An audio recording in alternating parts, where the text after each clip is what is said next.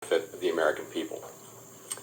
Although some important federal government data have been delayed due to the shutdown, the public and private sector data that have remained available suggests that the outlook for employment and inflation has not changed much since our meeting in September. Conditions in the labor market appear to be gradually cooling, and inflation remains somewhat elevated. In support of our goals and in light of the balance of risks to employment and inflation, today the Federal Open Market Committee decided to lower our policy interest rate by a 1/4 percentage point. We also decided to conclude the reduction of our aggregate securities holdings as of December 1. I will have more to say about monetary policy after briefly reviewing economic developments.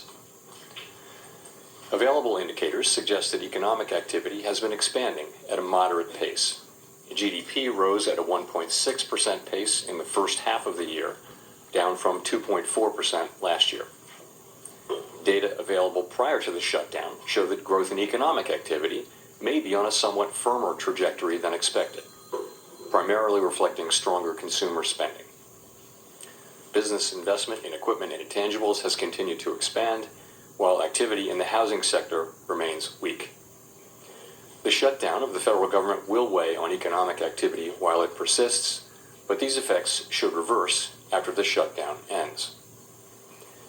In the labor market, the unemployment rate remained relatively low through August. Job gains have slowed significantly since earlier in the year. A good part of the slowing likely reflects a decline in the growth of the labor force due to lower immigration and labor force participation, though labor demand has clearly softened as well. Although official employment data for September are delayed,